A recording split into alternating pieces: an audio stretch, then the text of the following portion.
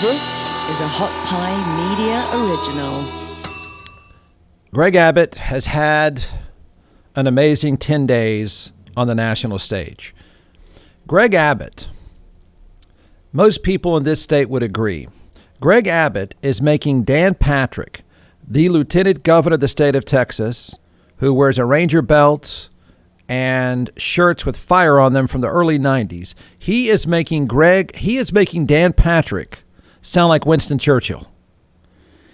He's made national news twice. Actually, no. It's really been it's really 3 times now, at least 3 times. Because I can't say just twice in the last 10 days because the idiocy of Greg Abbott performances really kind of started with one of the most pathetic and despicable performances by anybody in politics when he went on Fox News in the middle of a entire state meltdown during a winter storm. You know, people were freezing to death. The power grid was melting down. I really think you could argue that was kind of the start of the idiot parade, the idiot television statements parade. When he said he blamed it on Joe Biden and he blamed it on wind turbines, it was shockingly out of character and ridiculous. So I'm actually going to say it's not the last 2 appearances on television. It's 3 of these times. So he's not, to be clear, he's not slipping up. This is, not an unscripted moron like Donald Trump just saying whatever comes to mind. That's not what we're dealing with here. That's not what we're talking about.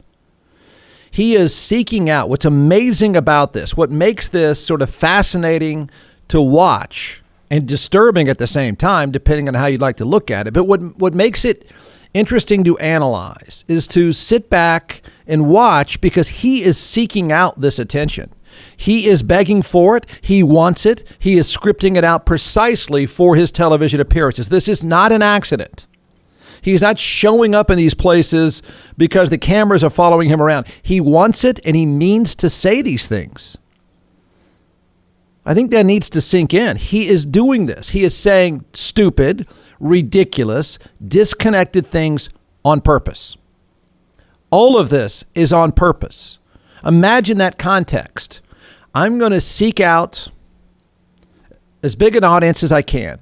And I'm going to say things that I know sensible people are going to check, sensible people are going to fact check, sensible people are going to disagree with, and sensible people, that's the operative phrase here, sensible people are going to find it offensive and ridiculous. And I'm going to do it on purpose. That's what he's doing. I can explain why I think he's doing it on purpose. He's not Trump. He's not an accident. Everything is on purpose. He is saying, let's be very clear, he is saying ridiculous things. He's saying absolutely ridiculous things. He's acting like he's correct. He's saying it with impact. He's saying with force. He's not doing the Trump thing where he sort of talks to the wall or just rambles aimlessly. He is looking at the camera.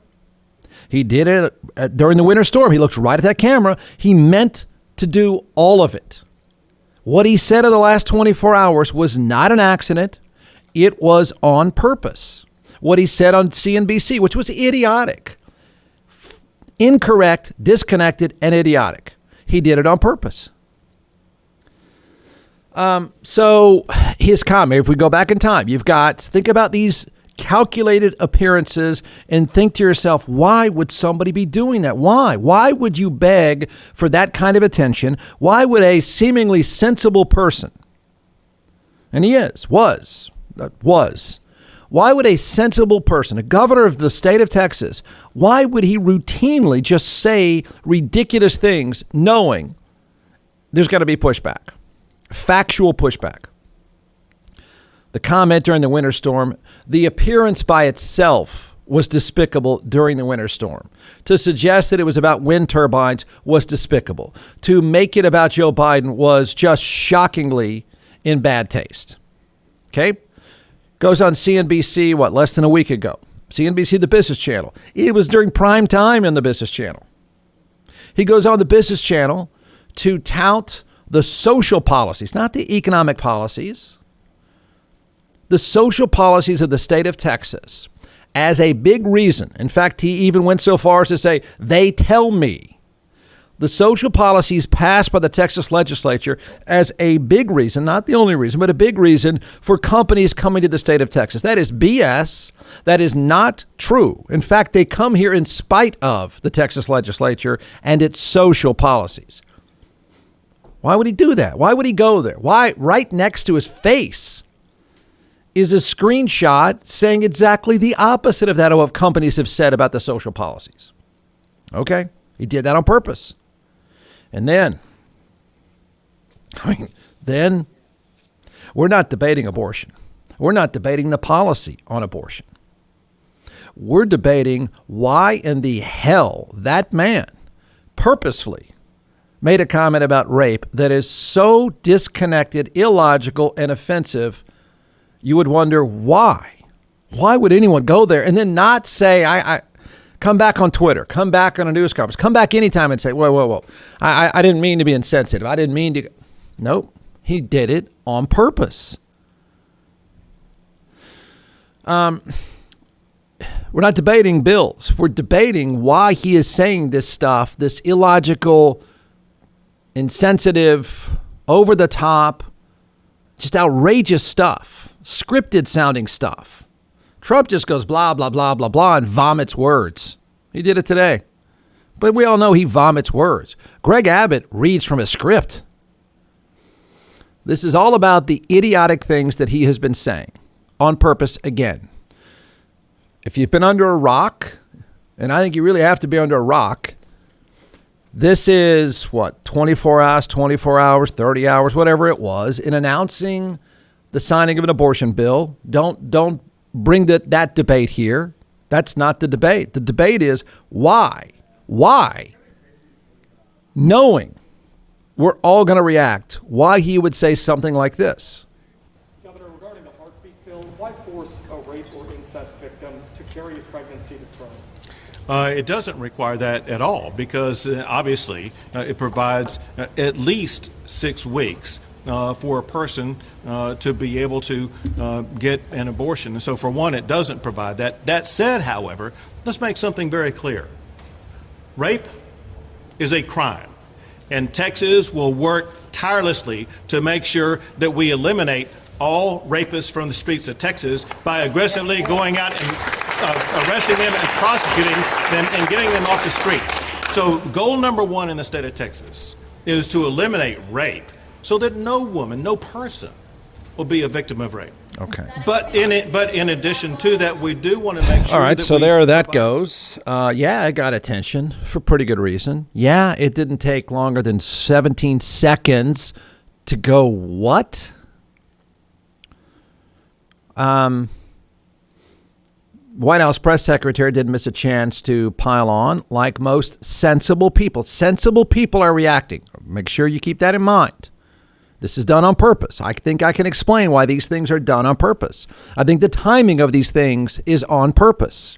And if you look at it as he's doing this on purpose, saying nonsensical, offensive, ridiculous things, if you just want to look at the strategy of on purpose, then, maybe you'd say, oh, it makes perfect sense. What a great idea. Yeah, that's if you don't care what people think. No, some people think. So if you just take that comment alone, let's make something clear. Rape is a crime. Texas will work tirelessly to make sure we eliminate all rapists from the streets. That's quite a statement from him, isn't it? Hey, why haven't you done so already? Of course, I'm asking reasonable questions. Any thinking human would say, wait a minute, what have you been doing? What have you been doing? If the goal now is to eliminate rapists, what have you been doing all this time? It's not like he just took the job today and said, I'm here today to eliminate all rapists. He's had the job for a while. And you know what? Of course, sensible people looked at this and said, wait a minute, your state leads the nation in rapes. What are you doing? Why would you say such a stupid thing and invite any reasonable thinking person to go, that was weird. Oh, that's just incorrect. Why would he do such a thing? Why would he do it on top of another outrageous comment, on top of another outrageous comment? Why would he keep trotting these things out? John McClellan is the co-founder and creator of ATX Hot Sauce, now in all 50 states and several retail outlets as well. So what we're going to do today is we're going to let this social media rock star chef walk us through 4 different sauces, and then I'll taste and we'll tell everyone why they should buy. You can give the science behind these, and then I'll make the simple recommendation. Go to atxhotsauce.com. All right, I don't think anybody's heard the website. Yeah, I know. By you, Jeff, I've never heard that. It is atxhotsauce.com. I'll say I got that one right. 45 times, atxhotsauce.com. So let's do it. I brought 4 flavors here, and we're going to test your palate today. Okay. And I only brought 4 because I didn't think you could handle 5 or 6. Yes, probably a smart move. Yeah. And so the first one we're going to try here, it's called Beet Heat. And just like the name implies, it has beets in it. It's made with red Fresno peppers. Red Fresnos are red peppers that are they're hotter than a jalapeno and a little bit less than a serrano. So not super hot here, just a lot of really good flavor. So we're going to start with this one, and then we're going to move up the chain. Okay. I've had the Beet Heat, but okay. Yeah, we're going to try it though. It goes well with a cab. All right, Jeff's savoring Beet I'll Heat. even do it with you, so that should be all right.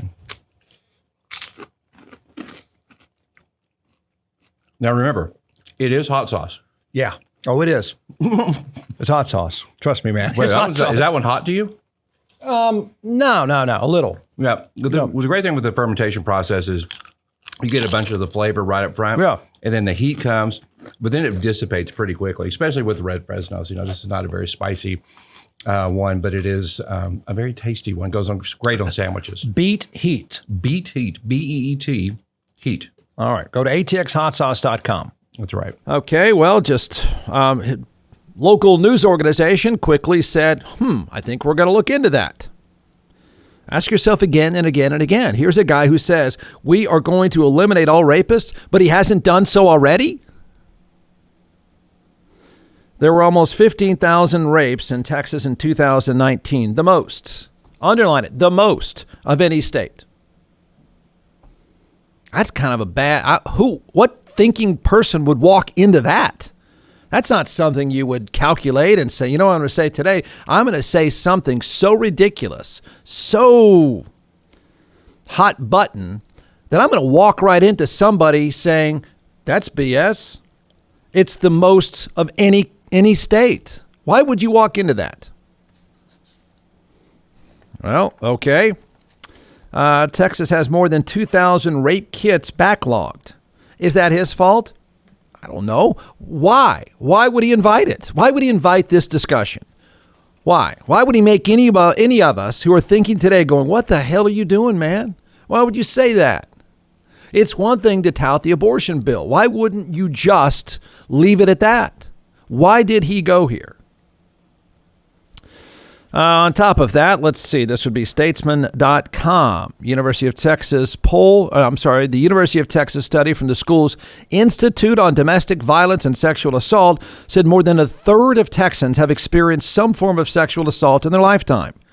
U.S. Department of Justice released in 2020, 310 out of every 10,000 rapes are reported to police.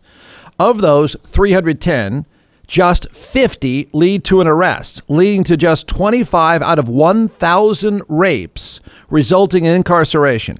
That's 2.5% of all rapes nationally. And wait a minute, in the state of Texas, guess what happened? Somebody decided, I think we're going to take that data. I think we're going to take a look at that data from the state of Texas, since he's the one who started this discussion. You can't do this thing and be a butt kisser in politics and say, well, you people are picking on him. He started it again. He's the one who keeps inviting these discussions, and he's doing it on purpose. Because we don't matter. Thinkers don't matter. Facts freaking don't matter. Man, he picked some explosive issues. I'll say that for him. That is grenade throwing. Oh, but there's a reason. U.S. Department of Justice in the state of Texas, 9.2% of victims reporting, meaning more than 90% of assaults are unreported. Yeah. Is it all his fault? No, but he invited us, so we're going to say, hey, what have you been doing? What have you been doing prior to the last 24 hours? Huh? In the state of Texas, the Texas Department of Public Safety, less than a quarter of those reported cases, or 23.7% to be precise, reported 2,200 were arrested on the charge that year. I mean, I don't think these are numbers that are going to shock anybody. It's sad. It's disappointing. It hurts. It's at every level sad and tragic. And he's the one who started this discussion. He's the one who is stirring people up, stirring news organizations up to say, what was that? I'm going to check on it. And then he's going to be wrong. He's going to be wrong. He's going to be incorrect. He's going to be disingenuous. He's going to be disconnected. And it's going to be outed again and again and again that he does it on purpose. I think he does it on purpose. I'll say, I think he does it on purpose. I don't know anyone. Trump we get. Trump, nothing is on purpose. It's sort of the beauty of Trump is he's just vomiting. It's just blah. It's a stream of crazy consciousness, but it's a stream of consciousness. That guy's reading this stuff. Greg Abbott is reading this. Somebody, him and somebody else, or just him, are writing these things down. And there's got to be, or there used to be, a moment in which he says, oof, do I want to go there? Are you sure I want to go there? And then somebody's there going, don't worry about it. They don't matter. Yeah, but no buts. Just say it. Just say it. But they're going to rip me. They're going to fact check me. They're going to, surely at some moment he said, somebody's going to bring up if I say eliminate rapists that, I've been governor for a while and I didn't eliminate rapists. Don't worry about it. They don't matter. Don't worry. Okay, here goes. It doesn't even feel sincere, does it? You ever feel like he just really means this stuff? Okay, why, Jeff, would you say he's doing it on purpose? My opinion, just my opinion. And I would say this, if any stupid person saying such stupid, ridiculous things, why would you do that? I think he's doing it. I don't think it's an accident. When in doubt, when there is catastrophe, when in doubt, it's going to stick to you. When in doubt, it doesn't look good. I guess do this. It's a weird way to go about distracting, but the look on COVID, the stories about COVID, the stories about ICU, and it's all about unvaccinated people, and he can't call out unvaccinated people. He can't. Apparently he can't. It's so important that he avoid talking about COVID. Notice how we never hear about COVID anymore. Notice how we never hear about I'll get you if you have a mask mandate. Notice how we don't hear about vax passports. So notice how we don't hear any of that stuff anymore. What's crazy is he'll, instead of talking about that, because he apparently cannot even hint at offending the anti-vax crowd. I guess you have another conclusion why this man is doing this stuff. Have at it. But he can't say anything about the unvaccinated people. He can't go there. He won't even venture there. To hell with that wall talk too, by the way. That's gone. Notice when he's doing this. Notice when he is acting or pretending to act and say the most outrageous things. Winter storm? Blame Biden. Social policies, that one's weird to me. Tell everyone it's not true. It's all businesses love it. You got a COVID meltdown of the unvaccinated, which is a rural issue. It is. Taking up ICU beds, school districts in rural communities being shut down because people would not get the vaccine. Okay? That's an issue. He won't go there. So I guess find something else to talk about. I don't know how you end up on rape, but he ended up on rape. So number one, I think he's doing it on purpose as a just complete, bizarre, nonsensical distraction. Distract. Move the needle. Shift. Do whatever. And the other, I know it's all twisted logic, but these are twisted times, and we're living in a stupid time period of which this man is marketing to stupid people. So I think he does this on purpose because he is a prisoner of the 35%. He's a prisoner of the 35%. How would that make sense to say such disconnected things? I mean, nobody, I'm not going to accuse him of making light of rape, but nobody would just twist things around so horribly on rape. I mean, what a subject.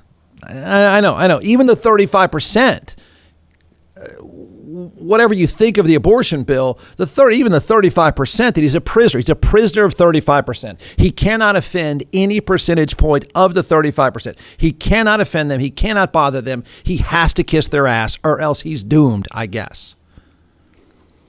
But rape? Jeez. So he's a prisoner of the 35%. I don't think I would even accuse the 35% of being okay with his discussion on rape.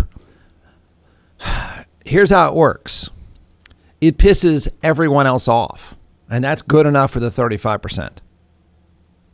He distracts, and then he makes news organizations call him out. He makes talk show hosts, that aren't on AM radio or in rural areas go, "You're crazy, man. You're saying crazy stuff again. You're nuts. You're saying crazy stuff." It makes them happy. They don't care if it's correct or not. They don't care that it's accurate. It's the one thing we've all learned from Trump, and that is, people say cultural divide. It's not a cultural divide. It's a giant middle finger. The appeal of Trump, no matter what he says, the appeal of Trump is it's the middle finger to that 35% that says, you know what? I don't like all of you. I hate you. So no matter what, I know this is twisted, but this works for him because if it gets the other 65% pissed off, if it gets the other 65% bringing it up, questioning him, pushing back on him, saying you're crazy, if it seems to make the 65% mad, that's good enough for the 35%. That's all they want. They don't want him to make sense. They don't want him to be connected. They don't want him to really solve anything. They really, really like that he's now successfully stirred up 65% and made 65%, I guess, angry. I don't even know we're angry. We're just confused. You're nuts. You've gone nuts. No, you say crazy stuff. You're not nuts. You're calculated. So, yeah, I think his stupid comments aren't about the stupidity and the offensiveness of his comments about rape. I think it's just it is successful. It's successful in making the 35% happy that other people are bothered, offended, and angry with why he would say such a thing. From the Hot Pie Media Studios in Austin, Texas, it's the Jeff Ward Show. Listen at jeffwardshow.com.